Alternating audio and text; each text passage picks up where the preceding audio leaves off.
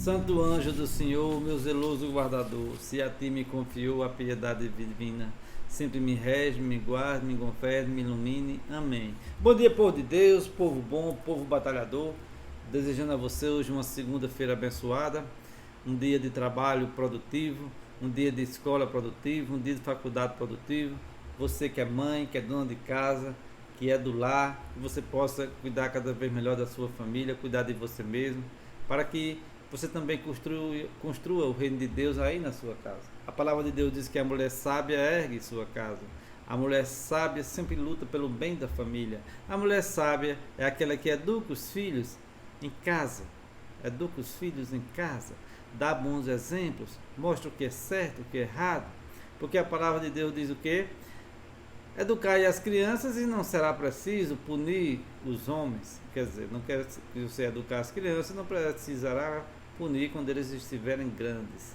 Então, cada um hoje na sua função de estudante, de trabalhador, de empresário, da limpeza pública, das escolas, mandando um alô especial para todos os professores, todos da educação, que vocês fazem o futuro da nação, vocês fazem com que esse Brasil seja cada vez maior.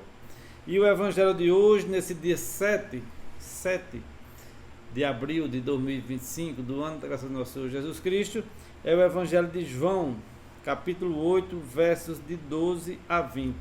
Proclamação do evangelho de Jesus Cristo, segundo João. Glória a vós, Senhor. Naquele tempo, disse Jesus aos fariseus: Eu sou a luz do mundo. Quem me segue não andará nas trevas, mas terá a luz da vida. Então os fariseus disseram: O teu testemunho não vale, porque estás dando testemunho de ti mesmo. Jesus respondeu: Ainda que eu der testemunho de mim mesmo, o meu testemunho é válido, porque eu sei de onde venho e para onde vou. Mas vós não sabeis de onde venho, nem para onde vou. Vós julgais segundo a carne. Eu não julgo ninguém, e se eu julgo, o meu julgamento é verdadeiro, porque não estou só, mas comigo está o Pai, que me enviou. Na vossa lei está escrito que o testemunho de duas pessoas é verdadeiro. Ora, eu dou testemunho de mim mesmo, e também o Pai, que me enviou, dá testemunho de mim. Perguntaram então: Onde está o teu Pai? Jesus respondeu: Vós não conheceis nem a mim nem o meu Pai. Se me conhecesses, conhecereis também o meu Pai. Jesus disse essas coisas enquanto estava ensinando no templo, perto da sala do tesouro. E ninguém o prendeu, porque a hora dele ainda não havia chegado. Então vejam, meus irmãos e minhas irmãs, Jesus está dizendo aqui para os fariseus, para os mestres da lei, que eles não conhecem nem a Jesus nem a Deus. Por quê? Porque eles não reconheceram Jesus, o Filho, o enviado de Deus, o que veio trazer a boa nova. Muitas vezes nós também, meus irmãos e minhas irmãs, vivemos aqui ou a vida toda, ou um período da nossa vida sem conhecer a Jesus. Nem a Jesus nem a Deus. Nós conhecemos muitas coisas. Às vezes até decoramos alguns versículos, algumas passagens bíblicas. Às vezes até participamos das santas missas, mas ainda muitos de nós não conhecem a Jesus nem a Deus. Porque nos falta a caridade, nos falta a compreensão, nos falta o amor, nos falta o perdão, nos falta a humildade. Muitas vezes estamos vivendo com um Deus que só existe dentro de nós. Nós criamos uma imagem do Deus que nós queremos. É o Deus que atende os meus pedidos, é o Deus que diz para mim que eu estou sempre certo, é o Deus que diz para mim quem eu devo julgar, quem eu não devo julgar, é o Deus que diz para mim que eu devo condenar ou não, é o Deus que faz minhas vontades, às vezes de filho birrento, é o Deus que perdoa todos os meus pecados sem eu nem pedir perdão. Então nós criamos um Deus igual aos fariseus. É o Deus que cria mais de 300 leis, mas de amor, de caridade, de humanidade não tem nada. Então precisamos também ter cuidados. Precisamos viver a nossa igreja, a nossa vida, sabendo que só Jesus, a Santíssima Trindade, o Espírito Santo de Deus, é quem são os deuses verdadeiros. Não tem outro jeito.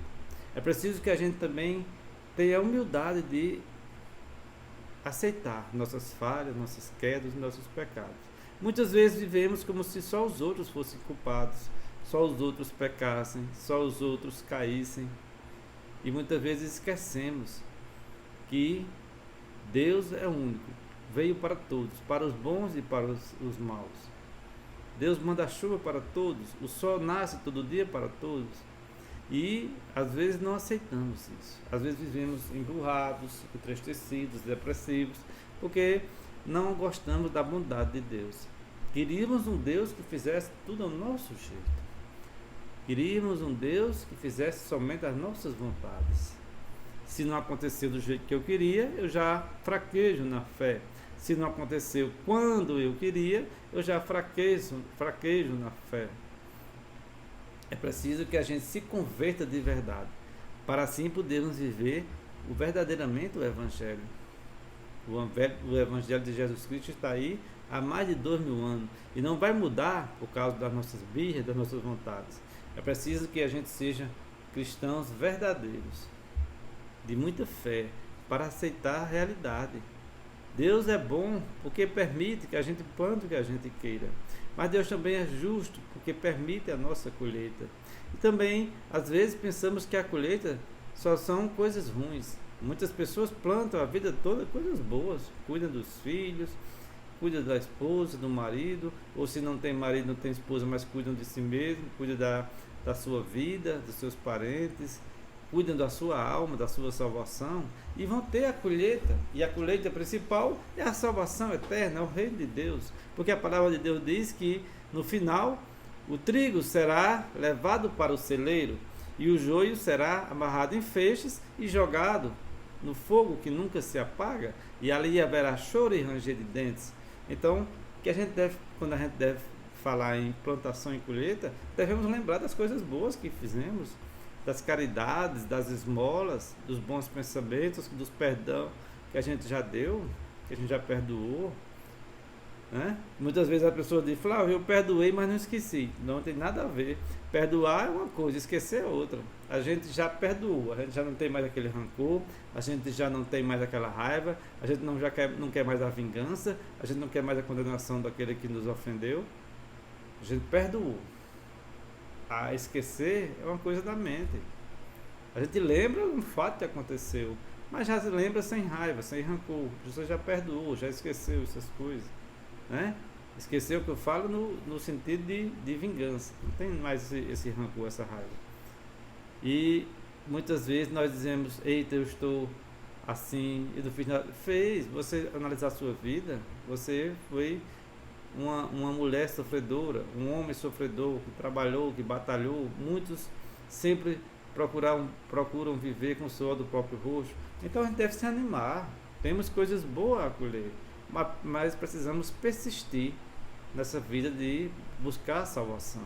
Qual é o seu objetivo para hoje, para esse mês, para essa semana, para esse ano? É melhorar como pessoa? É se aproximar mais de Deus? É perdoar aquela pessoa que você não conseguiu ainda? E principalmente pedir perdão. Perdoar não é fácil, mas pedir perdão é mais difícil ainda. A pessoa tem sempre aquele orgulho, o ego. Eu não quero ir lá e admitir que eu errei, admitir que eu estou errado, né? Mas na oração do Pai Nosso, o que é que diz lá? Perdoai os nossos pecados, assim como nós perdoamos a quem nos tem ofendido.